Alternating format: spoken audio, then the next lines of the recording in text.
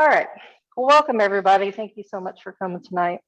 My name is Lara Augustine, not Laura. Sorry, I got to correct him on that. No you in there. This is my 6th year managing bees. I've learned a lot over the course of time. I have about 30 to 40 hives. And my husband and I, we have just a small little business selling our honey, doing a lot of varieties of creamed honey at farmers markets and whatnot. So we have a lot of fun doing that. He's a chef and likes to make the different types of flavors as well and use it in products. And I'm also a certified advanced beekeeper with the University of Florida Institute of Food and Agricultural Sciences. They have classes there where you can do a 3-year program and get certified as a master beekeeper. So I am on my last year and I am working on my master beekeeper certification accreditation through them. And it's a really good online program. I did it because I wouldn't have to go in person and spend a week at a seminar or anything when I don't have the vacation time to do it, you know. So Jamie Ellis, you may have heard of him. He's made a lot of the content on there. Extremely good program. So I made this here just in line with kind of the requirements of the program so that we could really talk about winter, which is very odd to talk about when it's 90 degrees outside. And can we turn the air on in here? Because I am about to die. Thank you. But it's very important. And the reason that is important is because of the life cycle of the bees. So what I'm really going to talk about in this presentation, I'm going to talk about the colony life cycle in Kentucky. I looked at just a regular colony life cycle and I just kind of tailored it to the months that the bees are doing things here. And then just talk about the preparations for success, reasons for failure, mite prevention, just a little bit about feeding, and then a section about moisture control.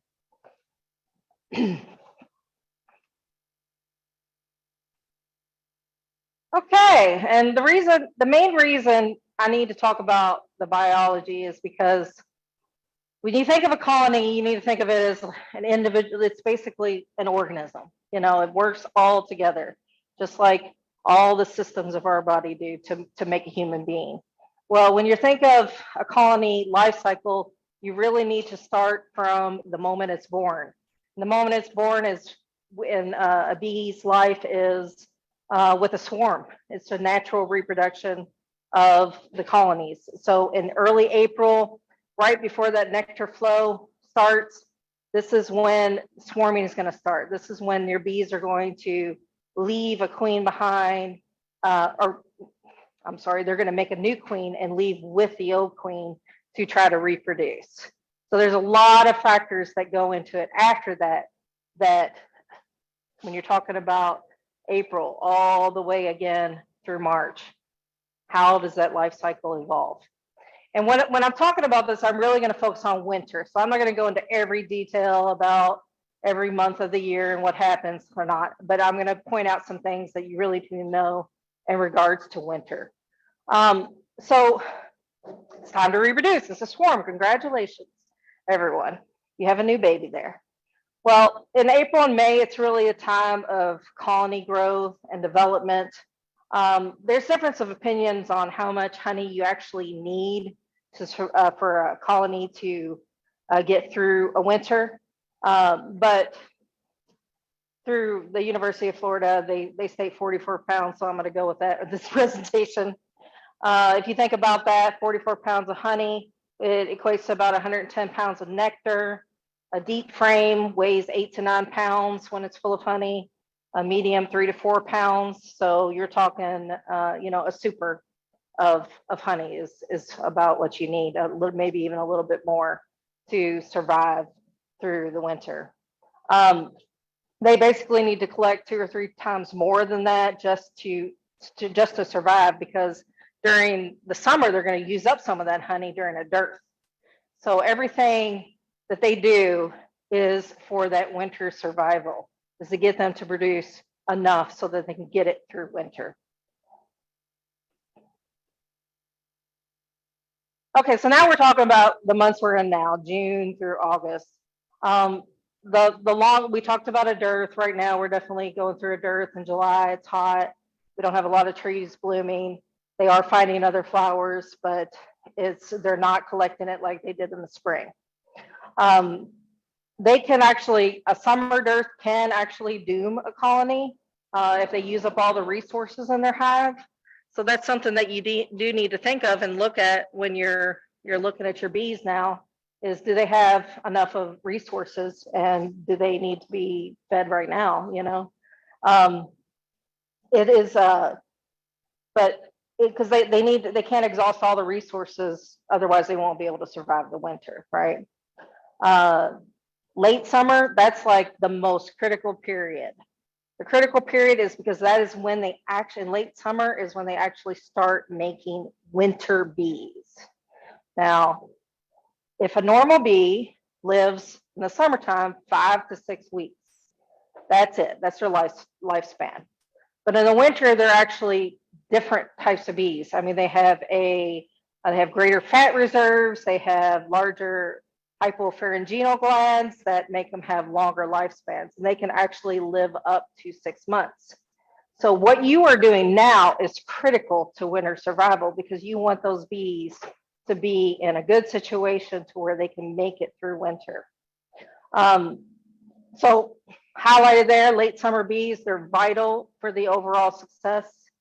Any colony that's stressed in any way, it's going to affect you going into winter.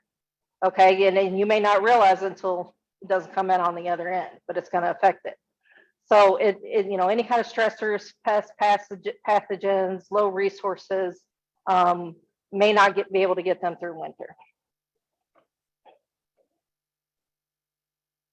Okay, now we're moving into fall, getting a little cooler. We have, here in Kentucky, we have intermittent periods of cold and warmth. This is when they're really making kind of the final preparations for entering into winter, when the resources will no longer be available. They still have some goldenrod and some asters they can get some last minute nectar from in the fall. But like I said before, any problems with it can really doom their chances of survival. The reasons that many colonies come out of summer stressed, they spend a lot of their energy keeping the colony cool, the nest cool. They don't have the resources because it may be a dearth like they had in spring. They're usually at this point very heavily laden with pests or pathogens, unless you're a beekeeper who's managing it for them to lower those stresses. So this is really like in fall, it's the do or the die time for colonies. And then when it comes to the queen, she actually begins to reduce her egg output, which I'll show you in a chart later on, in early fall, and then basically eliminates it by late fall. So it's going from an active colony to a dormant one, with winter survival being the only goal. Varroa mites, they do affect bee biology significantly, especially this, and Varroa control is definitely a must this time of year in the fall, and actually starting now through December, it is a must.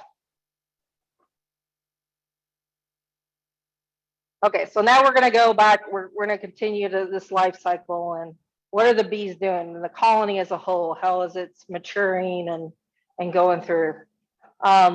Usually, if they're left alone and you haven't taken all their honey, they should have all the honey they need, and they don't have other stressing factors, right? As a beekeeper myself, I know I took way too much honey in the beginning, my first few years, and I definitely probably killed off quite a few colonies because of it. You get that super of honey on there, it just looks perfect. You want to taste it, you want to extract it, you want that reward you've been seeking, but you got to hold off. You got to hold off on it.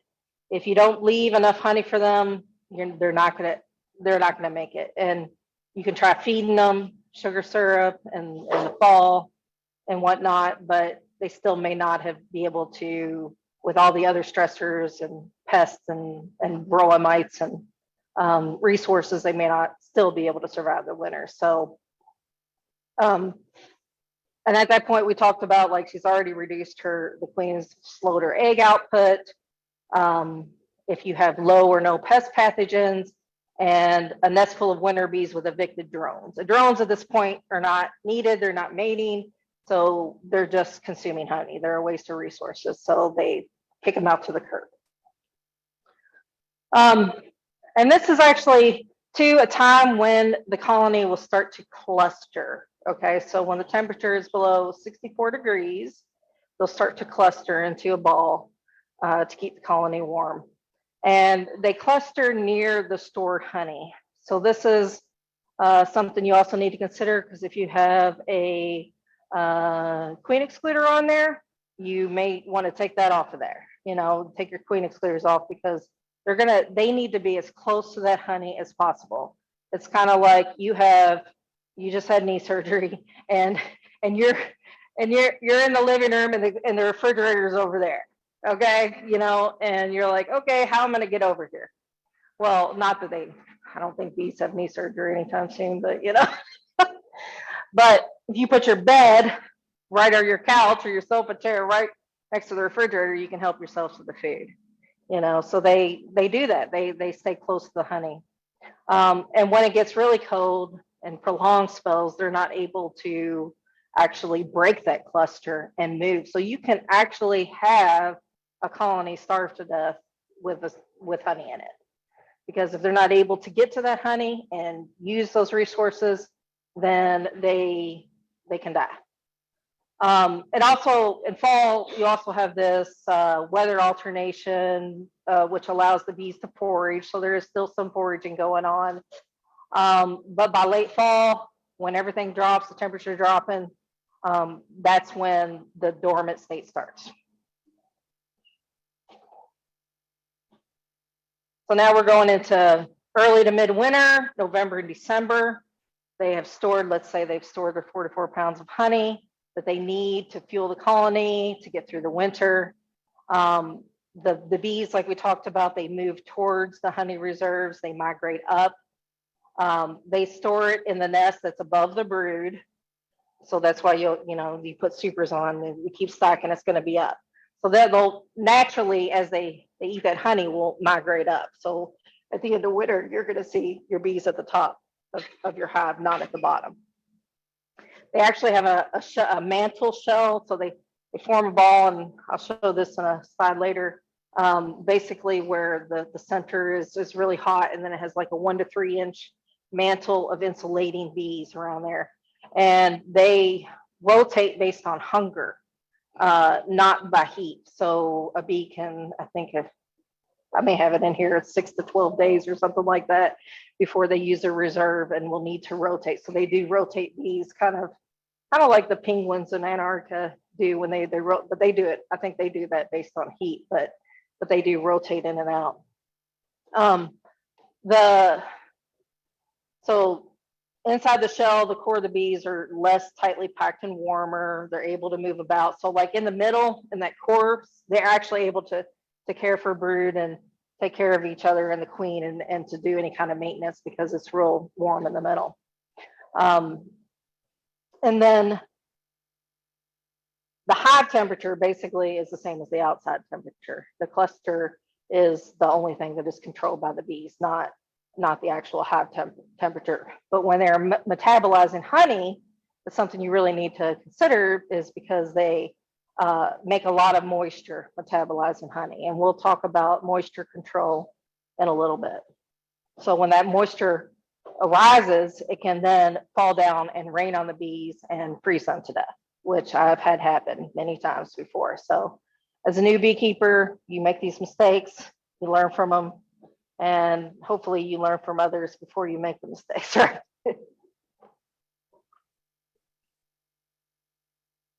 Okay, so early to midwinter, November, December, at this point, your mite levels, you don't have brood in the colony, so your mite levels are going to be lower, and there's basically 2 main pests and pathogens that they really focus on with beekeepers need to focus on with colonies at this time. And one of them is nosema, and the other is tracheal mites. The major one is nosema.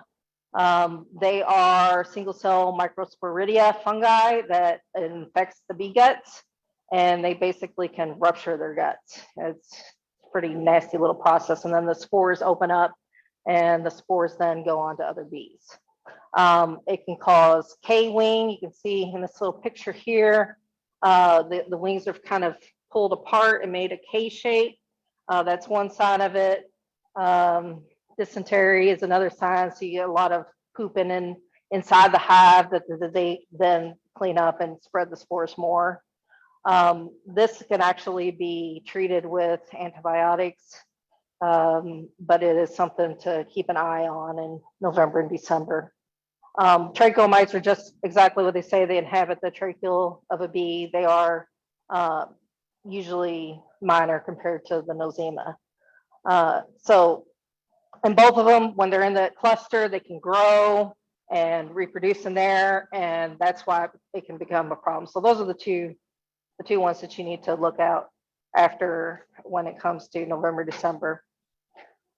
And so here's a good point here. Colonies ill prepared for winter, especially the long, cold winters of extreme temperature climates, never make it to the warmer spring days. So that's what they're trying to do. They're trying to get ready. And then last, right before we're going into our swarming season, we're talking about late winter. So we're talking about January and March. And this is when you're going to have the smallest population of the bees. They have not made any brood in the last couple of months. So they're surviving just on whatever bees were left. And sometimes when they got to forage, they don't make it back. Foraging is a big killer of bees because of the things that out there that can get them. But when the temperatures do rise and you start to get some blooms, the center of the cluster is raised to 94 degrees to actually accommodate the brood rearing. And then the queen in the center, she at this time will begin to lay eggs, which then means they need pollen. And at this point, they should still have enough honey to really get them going for to get to the point where they need to swarm. Because their main goal, they have one goal in mind, and that is to swarm, is to reproduce. Okay. So everything they have done in the course of this year comes back to swarming. That is their goal. That is how they have survived on this earth for as long as they have, by swarming. So they can't do this until everything's right. Everything must be right. So they have to be a sufficient size to swarm. Drones must be produced because the new queens that they are making behind will need to mate. So you need drones. And then also they need to have produced virgin queens so that when they do swarm, they have a queen that is able to take over the colony that was left behind. And so once they've made those virgin queens, there's swarm mode and there's no turning back. That's it. So, and I know as beekeepers, we talk a lot about swarming and swarm control. I could go on and on and on and on about winter and everything involved in it, but there's only so many topics I can touch in an hour. So I'm not going to go into swarms tonight. I just want to give you an idea of like, this is the overall life cycle and why it's so important to get your bees through winter and to get them to that point so that they're able to get through winter.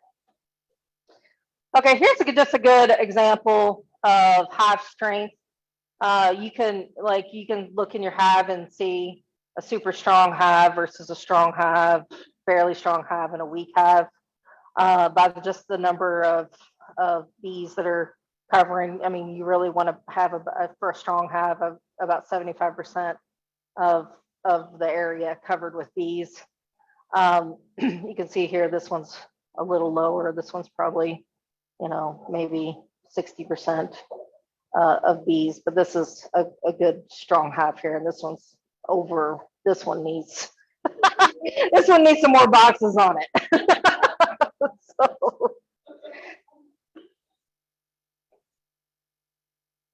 And the reason I talk about this is because, you know, this is really when if you're gonna peek through those boxes in November, December, and you open it up, that's kind of an indicator of your colony strength as well. If you open it up and you only have like 3 little frames of bees like there, you know, you may need to look at colony more.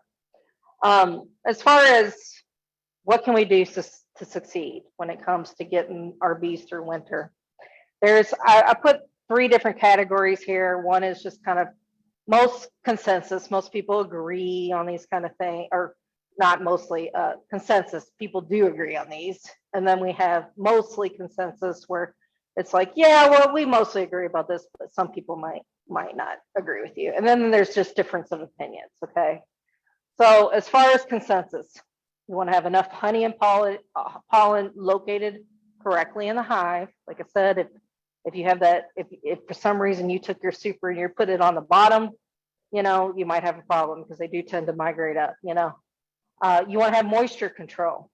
You want to have enough bees. You want to have productive queen. You want to take your winter losses in the fall. You want empty cells in the center to make room for more bees being laid. You want protection from invaders, mice guards, or robbing screens. Hive tilted slightly forward so the water can run out. I do that with all my hives. And then just away from any, you know, any flooding areas, you know, if you have it near a stream as well. As far as what most people agree on is that you want stores on the sides of the cluster in the bottom box and above the cluster in the top. So if you think of a tree, which is their natural environment, the cavity of a tree, they're gonna have their brood, they're gonna have their pollen, and they're gonna have their honey, and it's gonna be like a shell inside that. And when you think of your hive, you want to think of it like as a tree, you know, because that's your, if you have a Langstroth hive. There are other hives, but we're talking about Langstroth here. So you want to have it sheltered from the wind, south facing for maximum sunlight, a top hole entrance, and it be able to accessible throughout the winter. The reason you need a top entrance is because if it does snow enough to block off that bottom entrance, they have no way to get out of the hive and defecate, you know, so that's important. Difference of opinions, how much honey is needed. Definitely a different opinions there, anywhere from 44 to 60 pounds, usually what I hear. Equivalency of 4 frames of pollen, interest not blocked with reducer for ventilation. Says about 130-pound gross weight, 10 pounds of bees, colony covering 20 frames, a 2-story hive. I mean, those all sound like reasonable things to me, but there are differences on the exact amount, right?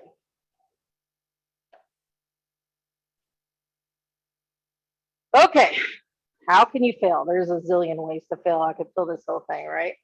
But these are kind of the main ways you can fail. Starvation. You did not leave your bees enough honey. You stole their honey, too much of it, you know, or they didn't gather enough honey. They were a weak colony and they never were able to gather it. So they run out of food. They run out of honey. The food or the honey is not where it's needed. I keep talking about that. You know, that's important to have your boxes stored correctly or stacked correctly. Any kind of lack of ventilation or moisture control rains down on them. It can freeze them to death. Too few bees to maintain the temperature of the cluster. Over management of the hive, you're getting in there too much and you're just disturbing it and you're causing death by accidentally. And one time in winter, I accidentally smushed a queen, just picked up a frame and she was right under there. And there she goes, there goes my hive. You know, I wasn't recovering that in February, or that wasn't February, it was earlier than that, you know. So bees digestive tract issues, and then mites. Mites, extremely important to control your mites. I'm going to go a little bit through varroa mite checks and thresholds because it is so important to do this. You really want to be checking about 6 times per year, which is basically the equivalency of once a month for varroa to see what your varroa is, and you should monitor it before and after treatment to see whether the treatment was effective. This is from the Honeybee Health Coalition. It's a chart from there. We're going to talk a little bit about economic thresholds. What is your rate depending on the colony phase, the time of year, and the purpose? The reason I have purpose in there is because, if you are someone who is just maintaining a couple colonies in your backyard and it's a hobby, and you're not so worried about honey production, or your livelihood doesn't depend on honey production or bee management or selling bees or selling queens, then your level of accommodating varroas may be different, than someone who is relying on it as a livelihood. So that's why I purpose it in there. The time of year. This chart's important because if you look at the colony phase, you can see dormant with brood. The acceptable level is less than 1%. So mites per 100 bees. Danger greater than 2%. So this is, very low when you're dormant with brood, which would be what, like February? Yeah, about it's starting to pick up then. Dormant without brood, that is going to be less, or it's going to be a little higher there because they don't have any brood the mice don't have brood to reproduce in. So your threshold level is going to be a little higher. With the population increase, so when you're coming in April and May, when you're really increasing, you're going to have less than 1% to greater than 2 to 3% is when you need to treat. Peak population, I'd say June, around there, peak population, you're going to have a threshold of greater than 3%. And then when it starts to decrease in the fall, you're going to have a 2 to 3%. So it's not just a standard like 3% across the board. It really depends on the size of the colony. If you have a colony that's a nuke and it has 2%, that's going to be a lot worse off on the bees than a large, strong, healthy colony that has 2%. So the size of the colony can matter when you talk about mites. And mites, they feed off the fat body, the fat cells of the bee. So they are definite killers.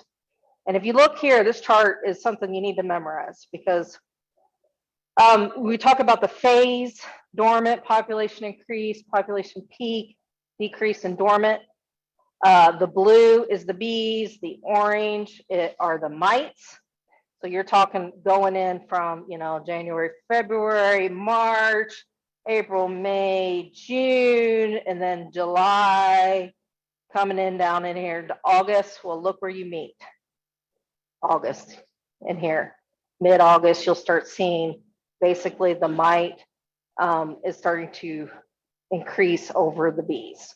And this is when you will get a lot of colony deaths in the fall. And if you have not managed your varroa treatments. I'm not going to go into detail on the methods of varroa monitoring. We could do a whole entire session on that. But the three main ones are the sugar shake, where you put bees in and you roll them around in a sugar container, and then you count the number of mites per 300 bees, divide that by 3, and then you get your percentage. Alcohol wash works similarly, except you put it in actual alcohol and you swirl it around and you get the bees to fall off, and then you count the bees that came off. Probably the least least accurate one is the mite fall sticky board, where you actually put a board in underneath the hive if you have a screened bottom board, versus the sugar shake and the alcohol wash. But those are 3 methods that you can look into for monitoring.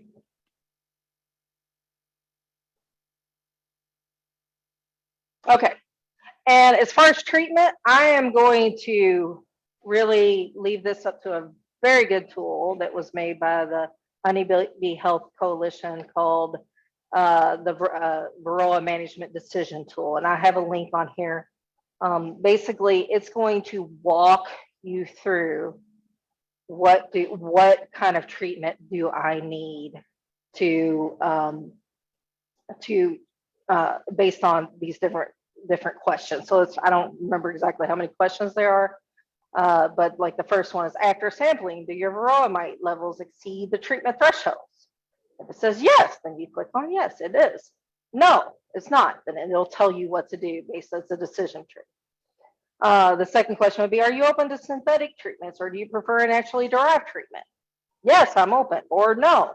And so it's going to keep narrowing down your choices until you get to the point where it's going to tell you, whether you want to do oxalic acid or Apivar or any of those other things.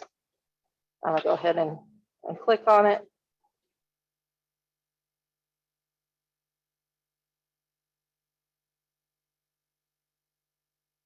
Very nice tool.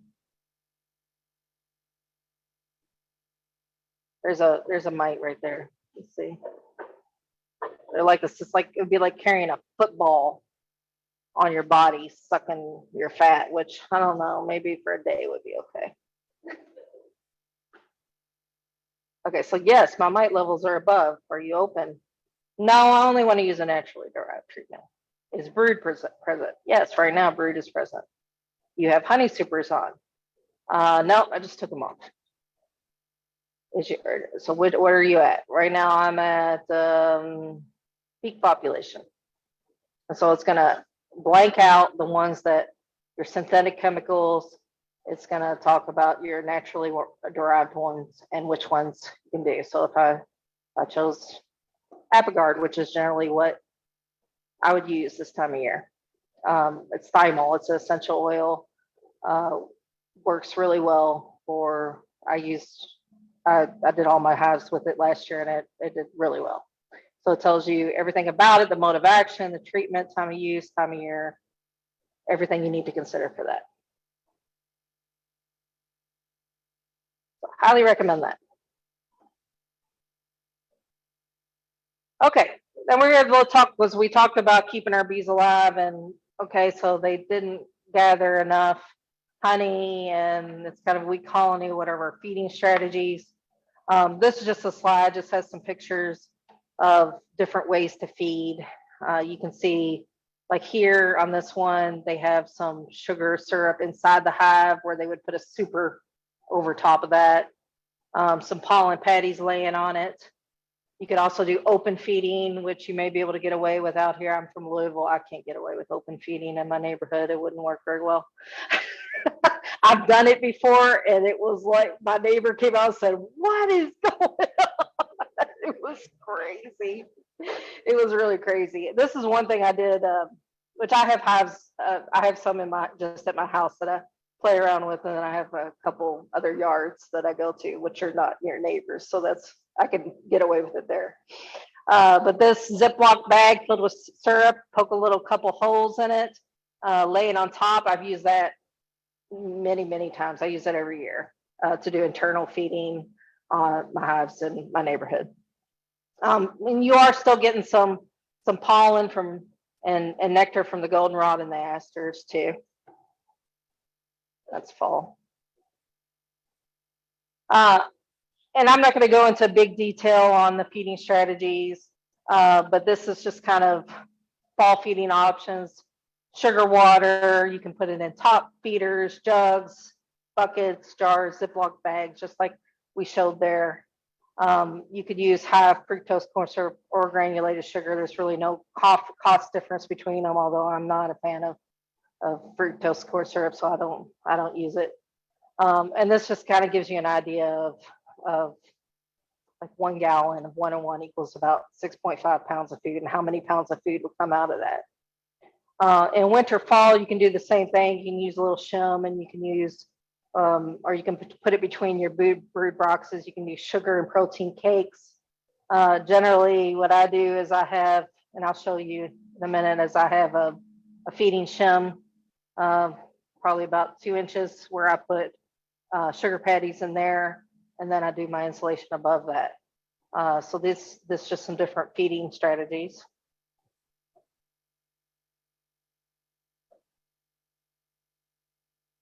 Okay, now we're going to get into moisture control. This is pictures of what you hate to see. This is like, you get into, you come out and you're like, oh, it made it through winter, and you open up that hive and you have all this mold in there and you have a pile of dead bees on your bottom board. Great sadness. Makes me want to cry, and it stinks too. I mean, literally stinks, There's really three types of moisture control. A wicking system was basically it just exactly that. It wicks the moisture into something. A dripping, to where the condensation drips onto something and collects that. And then altogether just condensation, what I'm calling condensation reduction, to try to eliminate the condensation within the hive. So I'm going to go into a little detail about these three different methods of moisture control. First, I'm going to start with wicking. Okay, so wicking, basically, it transfers the moisture from the hive to the air. It's usually like an airtight material like burlap, or I have an example here. It's I don't know if that's Homosote or Homosote. So just Homosote board. I made some of these one year. Did not have a lot. They did actually wick the moisture, but did not have a lot of. I didn't have a lot of success with them that year. So this is what they call a Vivaldi box, and I'm going to. So Homosote board, it's basically a really thick recycled material that will wick up and absorb the moisture as well. And they put this line there just to keep it from like bending like this. It helps because when it gets that moisture, it'll tend to bend. So that helps spread the particles. So that's just done using like a tool there. And then a couple of mistakes that could be made with the wicking is it could be too loose, and at that point you're having too much air escape, and it gets or not escape, but it gets the cluster is not able to maintain their temperature, and then there might not be enough airflow as well in there, so that the wicking can turn into a dripping box. So if it's not dried out, a drip box. So a drip box, it works like you have ventilation holes. This is one that's just made out of a 2-inch shim where they have put ventilation holes and they cover them with a screen so that you don't have insects go in and out or bees trying to go in and out of there too. They've put a cloth that probably, I don't know what kind of cloth that is there, cotton more than likely, and then they filled it with the pine shavings. So usually this is kind of a two-part system. So basically it's not going to go up and immediately wick the moisture. What it's going to do, it's going to go to the ceiling of the hive, which is the inner cover. And then the inner cover is going to collect the condensation and it's going to rain back down onto these pine shavings. Okay, and so then you have the ventilation to dry them out. So there was a mistake. Someone listed as not having a solid bottom tray on a drip box, because if you didn't have enough ventilation and it didn't dry it out, then it could become a dripping box anyway. It could drip down anyway. So that's kind of the point. It's like, okay, you need to make sure you have enough pine shavings in there in order to, or cedar, whatever you use to make it work. Cardboard, wood chips, old t-shirts, there's a lot of things that can be used for that. It definitely can be effective if it's monitored and you make sure that anything that's wet is getting out of there and you're not leaving that moisture on your hive, because that moisture is where the problems can start, especially with mold and whatnot. It is, I've kind of made this one, I made this one about 3 or 4 years ago. I actually won first place in the beekeeping gadgets of the state fair, but I hate it. I'll be honest with you. So this is, and I'll tell you, oh, big spider egg nest in there. Gross. I got this out of my garage. I still had it. But I drilled holes and I drilled them so that they kind of at an angle up, so if water got, it would just drip back down. This is pet bedding in here, and then I would put it on top of the hive, and this is burlap. So it's kind of a combination of a wicking and a dripping system. I did not find this to be very effective in my experience. And the reason I made these is because I had used these before, which I would use like a empty medium super or something like that, or a shallow, and I would fill it. But the problem that I have with these is that it's like it's hard to move around. You get in your hive and you got this box full of pine shavings that you're like, ugh. You know, you're not spilling it, and then the bees will be flying around and they'll land in it. So I got really tired of that. So I wanted something that would be easy to store and that I could just store over winter. I mean, it's effective, but it's not the most effective one that I have used. If that's an example. Nah, I didn't give it back. It's in a box somewhere, I think. Okay, so we had talked about just, this is actually my favorite form of moisture control, is just an insulating board. I used this past year for the first time and had really high success rate with it. And I'll show you, this one's more than 1.5 inches. I think this one's almost a 2.5 inch one, thick. I just got it at Lowe's in a big sheet, and we cut them up and we put them in the hive. It's lightweight, it's easy to use. The point of the insulation here is, like in this picture, is to prevent condensation or to reduce condensation. Okay, so the insulation would be up here. You have your core brood nest there in the center. You have your insulating shell, and what happens is that the vapor will rise, but it will not collect on this, just like it wouldn't in your house, like in the roof of your house. And the condensation will go over and leak down the sides of the hive where the actual brood nest is not located. And I took this off of Scientific Beekeeping. Randy Oliver is Randy. Is it Mike? No, it's Randy. Randy, that's a diagram from there. So this was an example here. You just place this right over the inner cover and then put your top cover over it. Some people also do it around the sides, like they could do that with a nuke box. Melissa, you asked me about that. That's one way you could overwinter a nuke. Okay, and so I'm going to give, yeah.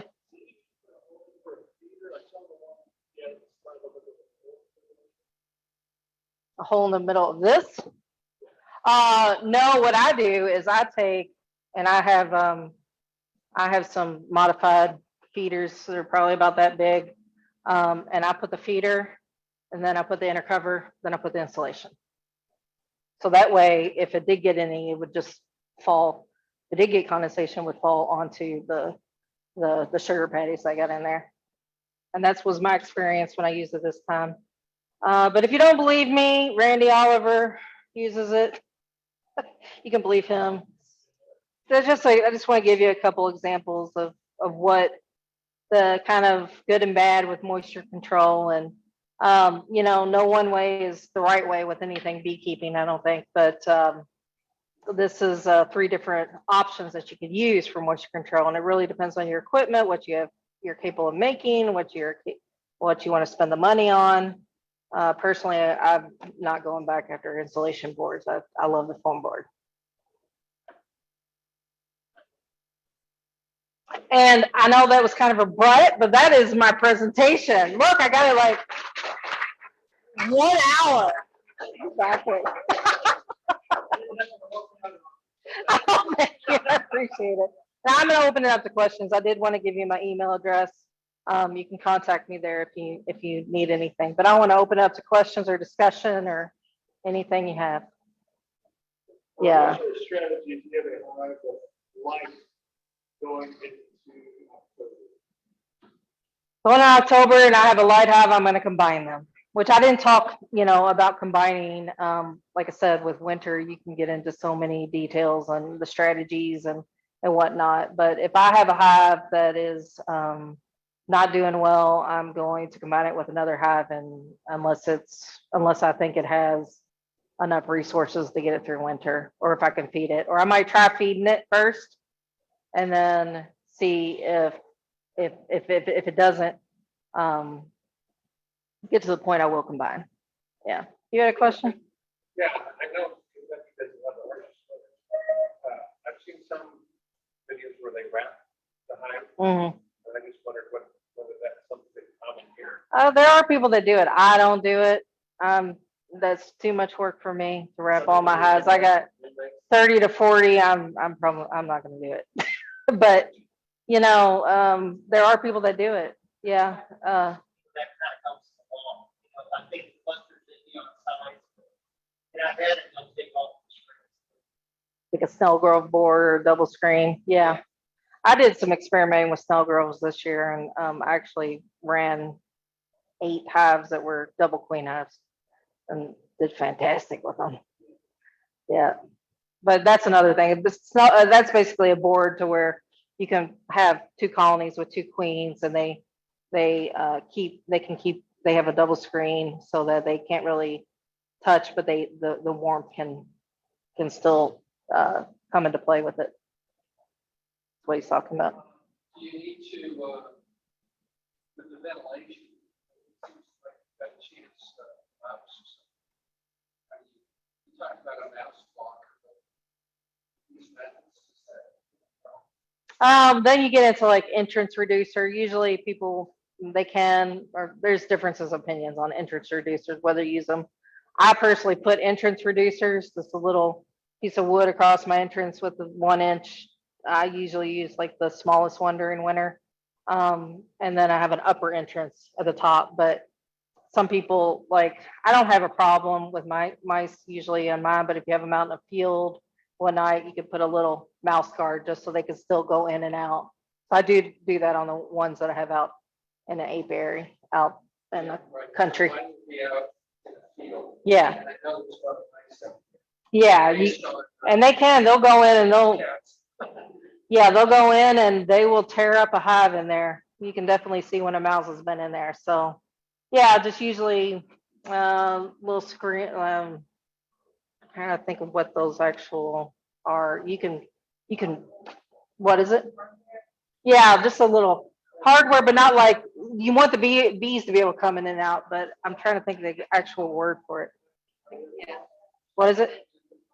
1/2 inch? Yeah, that would work. That's enough for mice, 1/2 inch. Yeah. Yeah, exactly. And you could just you could put it on there with just 2 little push pins, Yeah. During the winter time, say late November to February, what kind of inspections? Late November through February, I'm not doing inspections. No, if anything, I'm going to be doing oxalic acid treatment like in December when there is not any brood in the nest. And I might do a hive lift where I just hoist the hive, see how much it weighs. I might do a quick peek for food, see what the food stores, and then look at the top of the hive and see my cluster, see how the cluster is doing. But you don't want to get in there and expose them to the elements. So over managing can kill too, especially during the winter. Some people say you can knock on your hive and listen. Yeah. However, somebody says don't do that because it disturbs you too much. It takes so many hours to get back to normal. Yeah. I don't remember the details of it.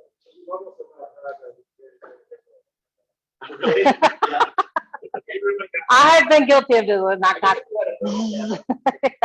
Oh, they're in there. What?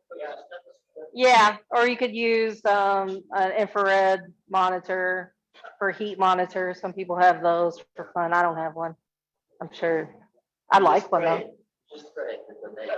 Yeah.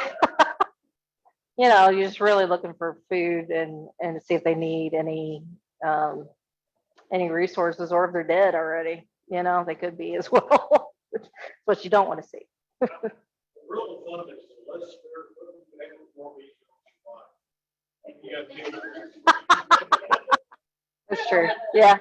One thing that's said before this winter trend, are we perfectly doing there's some people talk about that 80% rates wild. But I think the key is if you have much nice one, you want strong nice one. I think kind of this optimist, like, oh, it'll be okay. Yeah. It's gotta be more realistic. And I did that too. I did, my first couple years ago, I did too much selling of bees and then trying to recover the bees later. And this year I didn't sell any nukes. I just said, no, I'm keeping all my bees this year. Yeah. And so then I would combine and try to make it through. And then they might not, it's really what we talked about in the life cycle of bees is their whole, everything is to try to survive those dirts. That's why they collect nectar and make honey, and so they can survive. So that's what your goal should be too, get them to survive winter. You're gonna have a much better colony and that has overwintered the next year. You can always, if you combine, you can always split them again, do a walkaway split or whatever kind of split you want to do. And you have two colonies again. So it's better to combine than it is to just take a chance and with 2 weak colonies and hope they make it through. Yeah.